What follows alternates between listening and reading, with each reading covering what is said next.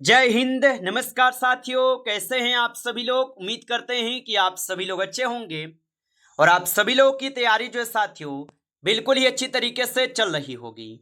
तो साथियों, आज की इस क्लास में हम सभी लोग एयरफोर्स वाई ग्रुप एग्जाम 2026 के लिए जो है टॉप ऐसे इंपोर्टेड और चुनिंदे प्रश्नों को देखेंगे जो कि साथियों आपके 22 और 23 सितंबर के एग्जाम के लिए काफ़ी इंपोर्टेंट है। तो साथियों, यदि आपका भी एग्जाम 22 या 23 सितंबर को हो, आपके लिए क्लास जो है साथियों रामबाण क्लास साबित होगा। क्योंकि साथियों पिछले प्रीवियस ईयर में जितने भी क्वेश्चन पूछे गए हैं और उन्हीं पे साथियों आधारित क्वेश्चन ये सारे क्वेश्चन तैयार किए हैं जो आपके 22 और 23 सितंबर के एग्जाम के लिए इंपोर्टेंट है। तो यदि आप इस बार एयरफोर्स वाई ग्रुप में सिलेक्शन चाहते हैं तो मेरे भाई आप इस क्लास को एक बार जरूर देख के जाएं। यहाँ से प्रश्न 100% आपके पेपर में बनने वाले हैं। तो चलिए क्लास को हम स्टार्ट करते हैं और देखिएगा कि प्रश्न जो है क्या पूछे गए।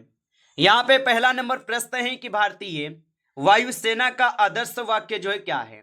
ये कई बार आपके प्रीवियस ईयर में पूछे गए क्वेश्चन हैं और ये क्वेश्चन इंपोर्टेंट क्वेश्चन है आपके एग्जाम के लिए। तो आप अच्छे से इनको याद कर लीजिएगा, 100% इस बार ये प्रश्न छपने वाला है। और बताइए भारतीय वायुसेना का आदर्श वाक्य क्या होगा। तो यहाँ पे आप पहले नंबर क्वेश्चन का सही जवाब ऑप्शन जो है बी लगा देंगे।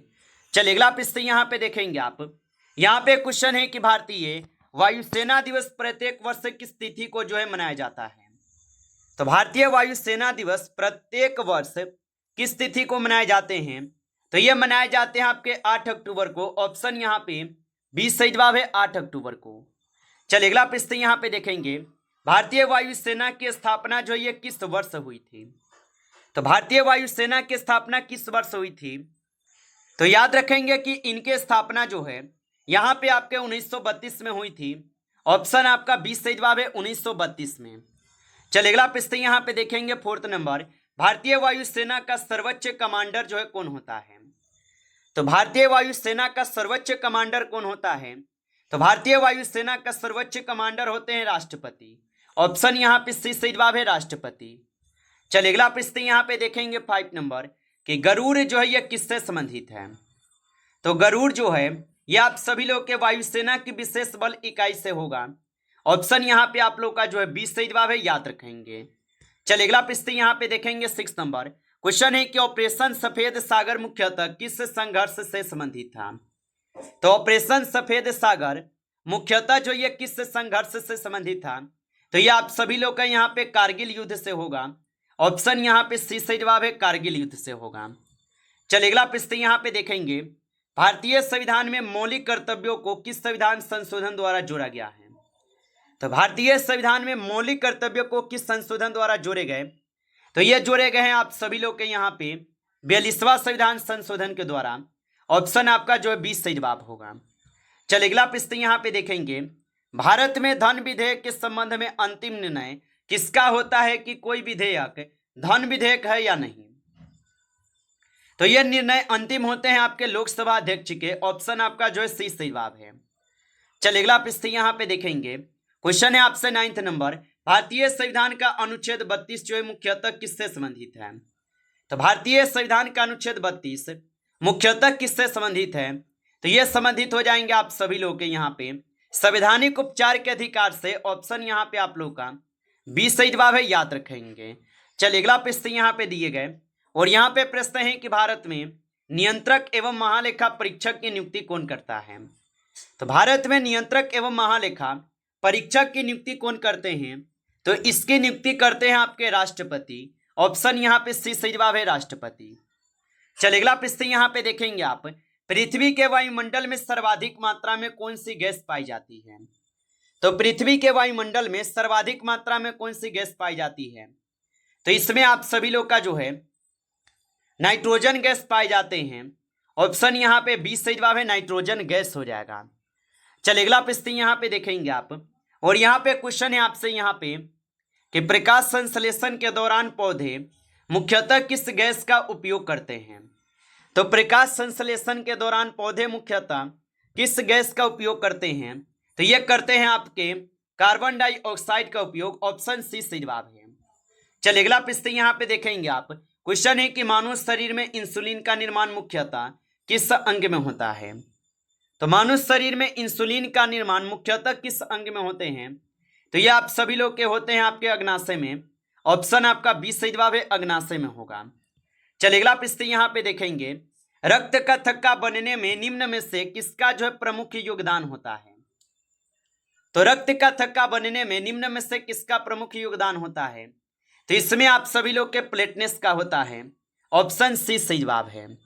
चलिए अगला प्रश्न यहाँ पे दिए गए और प्रश्न है आपसे कि किसी वस्तु का त्वरण किस स्थिति में शून्य हो सकता है? तो किसी वस्तु का त्वरण किस स्थिति में शून्य हो सकता है?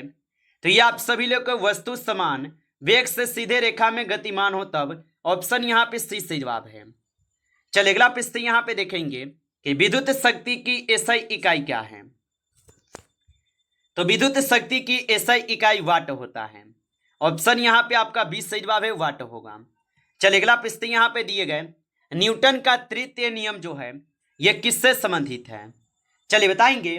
तो न्यूटन का तृतीय नियम किससे संबंधित होगा? तो न्यूटन का तृतीय नियम जो है ये क्रिया प्रतिक्रिया से संबंधित है। ऑप्शन सी सही जवाब है। चलिए अगला प्रश्न यहाँ पे है, निम्न में से कौन सा एक क्षार है? तो निम्न में से कौन सा एक क्षार होगा? तो NaOH जो है ये आप सभी लोग का एक क्षार होगा। चलिए अगला प्रश्न यहाँ पे दिए गए और प्रश्न है आपसे यहाँ पे कि किसी तत्व का परमाणु क्रमांक जो है ये किसके बराबर होता है? तो किसी तत्व का परमाणु क्रमांक किसके बराबर होते हैं? तो ये आप सभी लोग को प्रोटॉनों की संख्या के बराबर होते हैं। ऑप्शन यहाँ पे 20 सही जवाब होगा। चलिए अगला प्रश्न यहाँ पे देखेंगे 20 नंबर, लोहे पर जंग लगाने की प्रक्रिया मुख्यतः जो ये किस प्रकार की प्रक्रिया अभिक्रिया है? तो लोहे पर जंग लगाने की प्रक्रिया मुख्यतः किस प्रकार की अभिक्रिया है? तो ये आप सभी लोग के हो जाएंगे यहाँ पे ऑक्सीकरण। ऑप्शन आपका 20 सही जवाब है, ऑक्सीकरण हो जाएगा। चलिए अगला प्रश्न यहाँ पे देखेंगे, क्वेश्चन है कि भारत का सबसे लंबा समुद्री तट किस राज्य के पास है?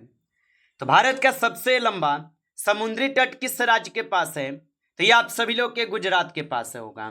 ऑप्शन आपका 20 सही जवाब है। चलिए अगला प्रश्न यहाँ पे देखेंगे 22, नर्मदा नदी मुख्यतः किस दिशा में बहती है? तो नर्मदा नदी जो है ये मुख्यतः बहते हैं कहाँ से? तो ये पूर्व से पश्चिम की ओर बहते हैं। ऑप्शन ए सही जवाब है। चलिए अगला प्रश्न यहाँ पे देखेंगे 23, भारत में कर्क रेखा कितने राज्यों से होकर जो है गुजरती है? तो भारत में कर्क रेखा कितने राज्यों से होकर गुजरती है? तो ये आप सभी लोग के 8 राज्यों से होकर गुजरती है। ऑप्शन यहाँ पे आपका जो है सी सही जवाब होगा। चलिए अगला प्रश्न यहाँ पे दिए गए, क्वेश्चन है कि भारत की सबसे बड़ी खारे पानी की झील कौन सी है? तो भारत की सबसे बड़ी खारे पानी की झील जो है यहाँ पे आप सभी लोग का जो है कौन सा झील होगा? तो यहाँ पे आप सभी लोग का चिल्का झील होगा। ऑप्शन यहाँ पे 20 सही जवाब है, चिल्का झील। चलिए अगला प्रश्न यहाँ पे देखेंगे, क्वेश्चन है कि भारतीय रिजर्व बैंक की स्थापना जो है किस वर्ष हुई थी? चलिए बताइए। और आप अभी तक इस क्लास को लाइक नहीं किए हैं तो क्लास को एक बार लाइक कर लीजिएगा। नए हैं आप इस चैनल पे तो चैनल को सब्सक्राइब करके ऑल नोटिफिकेशन को ऑल पे दबा के जुड़ जाइए, जिससे कि जब भी कोई नई क्लास हो सबसे पहले क्लास का नोटिफिकेशन आपके पास पहुंच सके। तो चैनल को सब्सक्राइब कर लीजिएगा। और बताइए कि भारतीय रिजर्व बैंक की स्थापना किस वर्ष हुई? तो इनकी स्थापना जो है आपके 1935 में होती है। ऑप्शन यहाँ पे 20 सही जवाब है। चलिए अगला प्रश्न यहाँ पे देखेंगे 26 नंबर, भारत में मौद्रिक नीति का संचालन मुख्यतः कौन करता है? तो भारत में मौद्रिक नीति का संचालन मुख्यतः जो है यहाँ पे कौन करते हैं? तो यहाँ पे आप सभी लोग का भारतीय रिजर्व बैंक करते हैं। ऑप्शन सी सही जवाब है। अगला प्रश्न है कि हरित क्रांति का भारत में मुख्य संबंध किससे है? तो हरित क्रांति का भारत में मुख्य संबंध किससे होगा? तो इसका संबंध हो जाएंगे खाद्य उत्पादन से। ऑप्शन यहाँ पे आपका जो है 20 सही जवाब है। चलिए अगला प्रश्न यहाँ पे देखेंगे, भारतीय राष्ट्रीय कांग्रेस की स्थापना जो है किस वर्ष हुई है? तो भारतीय राष्ट्रीय कांग्रेस की स्थापना जो है 1885 में होती है। ऑप्शन ए सही जवाब होगा। चलिए अगला प्रश्न यहाँ पे देखेंगे 29 कि दांडी मार्च का संबंध किस आंदोलन से था? तो दांडी मार्च का जो संबंध है ये आपके सविनय अवज्ञा आंदोलन से था। ऑप्शन यहाँ पे सी सही जवाब है। चलिए अगला प्रश्न यहाँ पे देखेंगे, भारत छोड़ो आंदोलन किस वर्ष प्रारंभ हुआ? तो भारत छोड़ो आंदोलन जो है ये किस वर्ष प्रारंभ हुए? तो भारत छोड़ो आंदोलन जो है ये प्रारंभ होते हैं आपके कब? तो 1942 में होते हैं। ऑप्शन यहाँ पे डी सही जवाब है, 1942 में हुए थे, याद रखेंगे। चलिए अगला प्रश्न यहाँ पे देखेंगे। यहाँ पे 31 क्वेश्चन है कि ऑपरेशन मेघदूत का संबंध जो ये किस क्षेत्र से है। तो ऑपरेशन मेघदूत का संबंध किस क्षेत्र से होगा, तो इसका संबंध हो जाएंगे आप सभी लोग के सियाचिन ग्लेशियर से। ऑप्शन यहाँ पे बी जो है सही जवाब है, सियाचिन ग्लेशियर से होगा। चलिए अगला प्रश्न यहाँ पे देखिएगा, और यहाँ पे प्रश्न है कि भारतीय वायुसेना का प्रमुख जो है कौन सा यहाँ पे पद धारण करता है। तो भारतीय वायुसेना का प्रमुख कौन सा पद धारण करता है, तो याद रखेंगे ये करते हैं chief of the air staff के। ऑप्शन यहाँ पे आपका जो है बी सही जवाब हो जाएगा, chief of the air staff पद को धारण करते हैं। चलिए अगला प्रश्न यहाँ पे देखेंगे। प्रश्न है कि रडार मुख्यतः किस सिद्धांत पर कार्य करता है। तो रडार मुख्यतः किस सिद्धांत पर कार्य करते हैं, तो ये आप सभी लोग के रेडियो तरंगे के परावर्तन पर करते हैं। ऑप्शन यहाँ पे बी जो सही जवाब होगा, याद रखिएगा। चलिए अगला प्रश्न यहाँ पे देखेंगे 34 कि ब्लैक बॉक्स का विमान में प्रमुख उद्देश्य जो है क्या है। तो ब्लैक बॉक्स का विमान में प्रमुख उद्देश्य क्या होगा, तो इसमें हो जाएंगे आप सभी लोगों का कौन, तो यहाँ पे सही जवाब ऑप्शन आपका जो है बी सही जवाब है। चलिए अगला प्रश्न यहाँ पे देखेंगे कि कंप्यूटर में सीपीयू का मुख्य जो है कार्य क्या है। चलिए बताइए, तो कंप्यूटर में सीपीयू का मुख्य कार्य क्या होता है, तो इसका कार्य है निर्देशों को संसाधित और नियंत्रित करना। ऑप्शन यहाँ पे बी सही जवाब है, याद रखेंगे। हालांकि आपके सिलेबस में कंप्यूटर नहीं है, फिर भी आपके जनरल अवेयरनेस के कारण जो इसमें 1 से 2 प्रश्न जो है 2 प्रश्न के आसपास पूछ लिए जाते हैं, इसलिए कंप्यूटर से भी 1-2 प्रश्न आपको करा रहे हैं। चलिए अगला प्रश्न यहाँ पे देखेंगे, और प्रश्न है कि IPv6 में IP एड्रेस की लंबाई जो है ना ये कितनी होती है। तो इसकी लंबाई होती है आपके कितने, तो 128 बीट होती है। ऑप्शन सी सही जवाब है। चलिए अगला प्रश्न है कि 5G तकनीक की प्रमुख विशेषताओं में से क्या एक है। तो 5G तकनीक की प्रमुख विशेषताओं में से क्या एक है, तो यहाँ पे आप सही जवाब क्या लगाएंगे, तो कम विलंबता और उच्च डेटा दर होगा। ऑप्शन यहाँ पे बी सही जवाब है। चलिए अगला प्रश्न यहाँ पे देखेंगे कि ओलंपिक ध्वज में कितने आपस में जुड़े हुए छल्ले होते हैं। तो ओलंपिक ध्वज में कितने आपस में जुड़े हुए छल्ले होते हैं, तो याद रखेंगे इसमें आपके 5 हो जाएंगे। ऑप्शन यहाँ पे बी सही जवाब है, 5 होगा। चलिए अगला प्रश्न यहाँ पे देखेंगे 39 कि अर्जुन पुरस्कार मुख्यतः किस क्षेत्र में उत्कृष्ट प्रदर्शन के लिए दिया जाता है। तो अर्जुन पुरस्कार मुख्यतः किस क्षेत्र में उत्कृष्ट प्रदर्शन के लिए दिया जाता है, तो ये आप सभी लोग के यहाँ पे खेल के क्षेत्र होगा। ऑप्शन सी सही जवाब है।